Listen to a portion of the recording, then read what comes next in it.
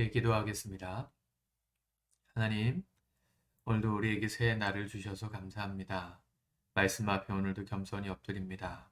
우리에게 지혜를 주시고 이 하루도 승리할 수 있는 능력을 주옵소서. 예수님의 이름으로 기도합니다. 아멘. 하나님 말씀, 찬송가 200장입니다. 200장. 찬송가 200장 달고 묘한 그 말씀 찬양하시겠습니다. 달고 묘한 그 말씀, 생명의 말씀은 귀한 그 말씀 진실로 생명의 말씀이 나의 길과 믿음 밝히 보여주니 아름답고 귀한 말씀 생명샘이로다. 아름답고 귀한 말씀 생명샘이로다. 귀한 주님의 말씀은 내 노래 되도다. 모든 사람을 살리는 생명의 말씀을 값도 없이 받아 생명길을 가니 아름답고 귀한 말씀 생명샘이로다. 아름답고 귀한 말씀 생명샘이로다.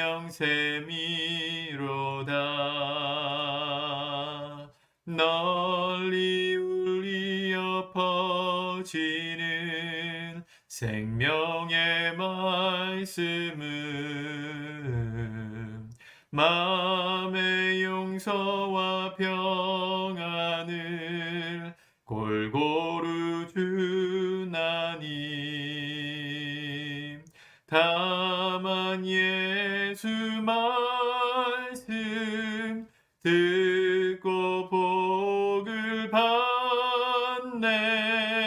아름답고 귀한 말씀 생명샘이로다.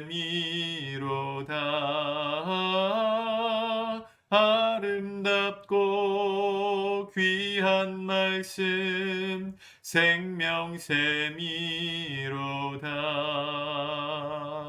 아멘. 오늘 하나님 말씀은 사무엘상 23장입니다. 사무엘상 23장 1절에서 마지막 절까지 말씀을 우리 같이 합독하고 또 기도하도록 하겠습니다. 사무엘상 23장 1절부터 마지막 절까지 같이 읽습니다. 시작. 사람들이 다윗에게 전하여 이르되 보소서 블레셋 사람이 그 일날을 쳐서 그 타작 마당을 탈취하더이다 하니 이에 다윗이 여호와께 묻자와 이르되 내가 가서 이 블레셋 사람들을 치리이까? 여호와께서 다윗에게 이르시되 가서 블레셋 사람들을 치고 그 일날을 구원하라 하시니 다윗의 사람들이 그에게 이르되 보소서 우리가 유다에 있기도 두렵거든 하물며 그 일라에 가서 블레셋 사람들의 군대를 치는 일이 일이이까 한지라. 다윗이 여호와께 다시 묻자온데 여호와께서 대답하여 이르시되 일어나 그 일라로 내려가라. 내가 블레셋 사람들을 내 손에 넘기리라 하신지라. 다윗과 그의 사람들이 그 일라로 가서 블레셋 사람들과 싸워 그들을 크게 쳐서 죽이고 그들의 가축을 끌어오니라. 다윗이 이와 같이 그 일라 주민을 구원하니라. 아히멜렉의 아들 아비아달이 그 일라 다윗에게로 도망할 때에 손에 에봇을 가지고 내려왔더라. 다윗이 그 일라에 온 것을 어떤 사람이 사울에게 알림해 사울이 이르되 하나님이 그를 내 손에 넘기셨도다. 그가 문과 문 빗장이 있는 성읍에 들어갔으니 갇혔도다. 사울이 모든 백성을 군사로 불러 모으고 그일라로 내려가서 다윗과 그의 사람들을 애워싸려 하더니 다윗은 사울이 자기를 해하려 하는 음모를 알고 제사장 아비아달에게 이르되 에봇을 이리로 가져오라 하고 다윗이 이르되 이스라엘 하나님 여호와여 사울이 나 때문에 이 성읍을 멸하려고 그일라로 내려오기를 꾀한다 함을 주의 종이 분명히 들었나이다. 그일라 사람들이 나를 그의 손에 넘기겠나이까? 주의 종이 들은 대로 사울이 내려오겠나이까? 이스라엘 하나님 여호와여 원하건대 주의 종에게 일러 주옵소서 하니 여호와께서 이르시되 그가 내려오리라 하신자. 다윗이 이르되 그일라 사람들이 나와 내 사람들을 사울의 손에 넘기겠나이까 하니 여호와께서 이르시되 그들이 너를 넘기리라 하신지라. 다윗과 그의 사람 600명 가량이 일어나 그일라를 떠나서 갈 수 있는 곳으로 갔더니 다윗이 그일라에서 피한 것을 어떤 사람이 사울에게 말하매 사울이 가기를 그치니라. 다윗이 광야의 요새에도 있었고 또 십광야 산골에도 머물렀으므로 사울이 매일 찾되 하나님이 그를 그의 손에 넘기지 아니하시니라. 다윗이 사울이 자기의 생명을 빼앗으려고 나온 것을 보았으므로 그가 십광야 수풀에 있었더니 사울의 아들 요나단이 일어나 수풀에 들어가서 다윗에게 이르러 그에게 하나님을 힘있게 의지하게 하였는데 그 요나단이 그에게 이르기를 두려워하지 말라. 내 아버지 사울의 손이 내게 미치지 못할 것이요 너는 이스라엘 왕이 되고 나는 내 다음이 될 것을 내 아버지 사울도 안다 하니라. 두 사람이 여호와 앞에서 언약하고 다윗은 수풀에 머물고 요나단은 자기 집으로 돌아가니라. 그때의 10사람들이 기브아에 이르러 사울에게 나와 이르되 다윗이 우리와 함께 광야 남쪽 하길라산 수풀 요새에 숨지 아니하였나이까? 그러하온즉 왕은 내려오시기를 원하시는 대로 내려오소서. 그를 왕의 손에 넘길 것이 우리의 의문이이다 하니 사울이 이르되 너희가 나를 긍휼히 여겼으니 여호와께 복받기를 원하노라. 어떤 사람이 내게 말하기를 그는 심히 지혜롭게 행동한다 하나니 너희는 가서 더 자세히 살펴서 그가 어디에 숨었으며 누가 거기서 그를 보았는지 알아보고 그가 숨어있는 모든 곳을 정탐하고 실상을 내게 보고하라. 내가 너희와 함께 가리니 그가 이 땅에 있으면 유다 몇천 명 중에서라도 그를 찾아내리라 하더라. 그들이 일어나 사울보다 먼저 시브로 가니라. 다윗과 그의 사람들이 광야 남쪽 마온 광야 아라바에 있더니 사울과 그의 사람들이 찾으러 온 것을 어떤 사람이 다윗에게 아뢰매 이에 다윗이 바위로 내려가 마온 황무지에 있더니 사울이 듣고 마온 황무지로 다윗을 따라가서는 사울이 산 이쪽으로 가매 다윗과 그의 사람들은 산 저쪽으로 가며 다윗이 사울을 두려워하여 급히 피하려 하였으니 이는 사울과 그의 사람들이 다윗과 그의 사람들을 에워싸고 잡으려 함이었더라. 전령이 사울에게 와서 이르되 급히 오소서 블레셋 사람들이 땅을 침노하나이다. 이에 사울이 다윗 뒤쪽 길을 그치고 돌아와 블레셋 사람들을 치러 갔으므로 그곳을 셀라 하마 느곳이라 칭하니라. 다윗이 거기서 올라가서 엔게디 요새에 머무니라. 아멘. 오늘 다윗이 블레셋 사람들이 그일라 이스라엘 땅 지역 중에 한 곳을 점령하려고 하자 하나님께 다윗이 묻습니다. 2절에 보니까 이 블레셋 사람들을 내가 가서 치리까? 하나님은 그들에게 가서 블레셋 사람들로부터 주민들을 구원하라 말씀하십니다. 사람들에게 이 말을 하는 거죠. 3절에 보면 다윗의 사람들이 다윗에게 말하기를 우리가 유다에 있기도 두려운데 하물며 군대를 치러 가는 일이 이게 얼마나 두려운 일입니까? 이렇게 얘기를 합니다. 오늘 지금 다윗의 모습을 보시면 이 한 나라의 왕으로서의 일을 감당하고 있음을 보죠. 우리 오늘 본문 23장 하반절 마지막 쯤에 보면 사울이 다윗을 쫓다가 이 블레셋 사람들이 침공한 것을 듣고 뒤쪽 길을 뒤로 하고 전쟁을 하러 가잖아요. 사실은 왕의 가장 큰 역할은 나라를 지키는 것입니다. 외적으로부터 국민을 지켜내는 것이죠. 지금 다윗이 하나님의 말씀 앞에 순종하고 충성되게 왕을 섬긴 결과로 쫓기는 자가 됐잖아요. 겉으로 봤을 땐 사실은 굉장히 억울한 상황인데요. 하나님은 이 사울 밑에서 다윗이 있으면 그 사울의 영향력 때문에 하나님의 뜻을 행하는 왕으로서 준비되기 어렵다고 보신 것입니다. 그래서 쫓기는 신사가 되긴 했지만 그에게 사람들을 주시고 600명의 사람들이 오늘 따랐다 그랬죠. 그 사람들을 통해서 왕이 해야 되는 이스라엘 나라를 지키는 이 일을 가는 곳마다 하게 하십니다. 앞으로 실전 경험을 쌓게 하시는 것이죠. 하나님의 섭리가 참 오묘하고 심오합니다. 이 성경의 많은 인물들이 이런 과정들을 거쳤습니다.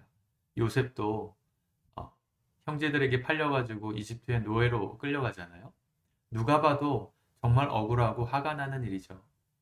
그런데 그 노예살이를 성실하게 함으로 보디발의 인정을 받아서 이 집에 모든 것을 관장하는 그 집사가 되었는데 또 그 모함을 받아가지고 성폭행을 하려고 했다 이런 모함을 받아가지고 감옥에 들어가잖아요. 누가 봐도 억울한 인생 아닙니까? 요셉이 뭐 잘못한 게 없는데 가는 곳마다 성실하게 그냥 하나님의 뜻을 따라 묵묵히 살았을 뿐인데 어려운 일이 자꾸만 닥쳐요. 바닥까지 떨어졌죠. 근데 하나님의 시각에서 봤을 때는요. 그게 요셉을 총리로 준비시키시는 훈련이었어요. 요셉이 12형제들과 함께 그냥 이스라엘 땅에 머물렀다면 절대로 한 나라의 총리가 될 수 없었을 것입니다. 기회가 없었겠죠. 그런데 그가 노예로 팔려가서 보디발의 집안을 돌보는 총무가 됐을 때 그 당시 뭐 그냥 한 집안의 그냥 집사가 된 게 아니고요. 보디발은 12대장이었지 않습니까? 한 나라의 이 장군이었단 말이죠. 과거에는 이 부자들, 지주들, 귀족들이 모든 땅을 차지하고 있었습니다. 상당히 넓은 땅을 요셉이 주관하고요. 또 그의 모든 재산, 그러니까 어마어마한 재정 규모를 다루어 보는 경험을 하나님 시키신 것이죠. 거기서 모자라서 하나님은 감옥으로 보내셨는데요. 겉으로 봤을 땐 이게 굉장히 억울한 일이지만 감옥에 갔을 때 누굴 만나냐면 이 술 맡은 관원장 그리고 떡 굽는 관원장 한마디로 왕의 측근들을 만납니다. 술 맡은 관원장, 떡 맡은 관원장이란 말은 왕이 드시는 음식을 관장하던 사람들이죠. 제일 중요한 사람들이고 제일 믿을 만한 사람들이었습니다. 왜냐하면 그 당시는 이제 독살하려는 음모들이 언제나 있잖아요, 왕들은. 그래서 그 독살이 일어나지 않도록 왕이 드시는 음식을 체크하는 사람들이니까 얼마나 신뢰하는 사람들이어야 되겠습니까? 근데 그들을 그곳에서 만나게 하세요. 한 나라의 거의 장관, 비서실장에 가까운 사람들이었는데 그곳에 갔을 때 그들이 꿈을 꾸고 해석을 못하니까 요셉에게 묻죠. 우리가 꿈을 꿨는데 무슨 얘기인지 모르겠다. 이 꿈의 의미를 알려다오. 요셉이 알려주잖아요. 그럼 생각해 보세요. 한 나라의 장관이고요. 한 분야의 전문가들입니다. 근데 그들이 지금 감옥에서 지금 억울하게 누명 쓰고 온 성폭행 미수범인 이 요셉에게 질문을 하고 그에게 배워요. 이 말도 안 되는 이야기가 일어난 겁니다. 이해가 되세요, 지금? 쉽게 얘기해서 우리나라 지금 뭐 국방부 장관이 저를 찾아와 가지고 우리나라 앞으로 북한과의 정세가 어떻게 되겠습니까? 저에게 좀 가르쳐 주십시오. 라고 말을 한다면 그 이해가 되세요? 그럴 일도 없지만 제가 무슨 자격으로 그걸 가르쳐요? 누가 장관을 가르칠 수 있습니까? 총리만이 가르칠 수 있는 것이죠. 총리만이 장관들에게 조언해 줄 수 있는 거죠. 하나님은 감옥에 보내셨던 이유가 뭐냐면 고생해봐라 이게 아니고요. 그곳에서 가장 빨리 총리가 되는 훈련을 시키신 겁니다. 다윗도 똑같습니다. 다윗이 쫓겨다니는 인생이 됐지만 정말 억울하지만 하나님은 그 길을 통해서 사울 왕의 지금도 건재한 사울 왕 수하에서 배우는 게 아니라 하나님이 직접 다윗을 왕으로서의 수업을 시키고 계세요. 다윗은 자꾸만 실전 경험을 쌓아가면서 한 나라를 어떻게 지켜야 되는가, 또 백성을 보살피려면 어떻게 해야 되는가, 그걸 배워가고 있습니다. 중요한 포인트가 다윗이 하나님께 기도하면서 그걸 배웠다는 것이죠. 2절에 보면 다윗이 여호와께 묻자와 이르되 내가 이 사람들을 치리이까 이랬는데 실제로 지금 왕인 사울은 블레셋이 쳐들어왔을 때 어떻게 했어요? 기도 없이 그냥 움직여서 그들과 전쟁하러 갑니다. 이게 하나님의 사람과 그렇지 않은 사람의 차이죠. 하나님이 인정하시는 사람과 그렇지 않은 사람의 차이예요. 다윗은 겸손히 하나님께 물었습니다. 또 놀라운 것은 그렇게 하나님의 응답을 받고 함께하는 사람들에게 치러 가자 했는데 사람들이 거부하잖아요. 처음에 3절에. 우리가 블레셋 사람들의 군대를 치는 일이 얼마나 두려운데 가야 합니까? 이렇게 물으니까 어떻게 했어요? 우리 같으면 내가 리더라면 팔로워들에게 뭔가 하자 했을 때 그들이 두려워서 못하겠다 하면 이게 하나님의 뜻이라고 제가 리더로서 강요하고 설득하려고 하지 않겠어요? 근데 다윗의 탁월함은 4절입니다.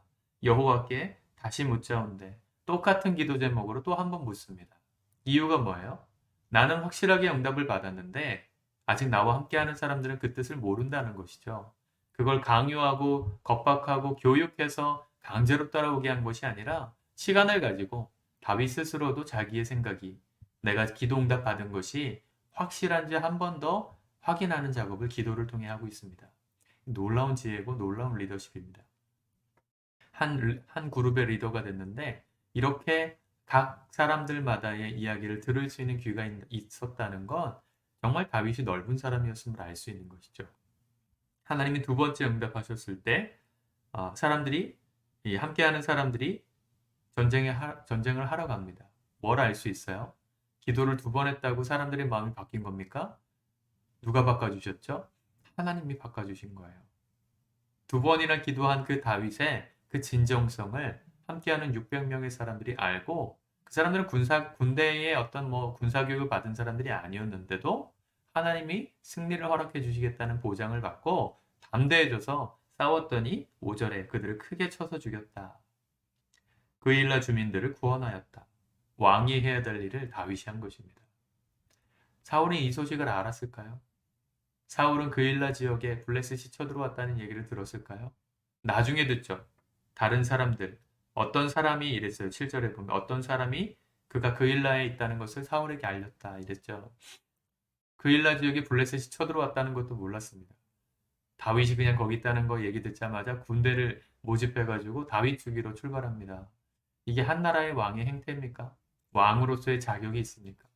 자신의 개인적인 복수심에 불타서 열등감과 이기심에 불타서 왕으로서 해야 될 일들 하지 않고 있죠.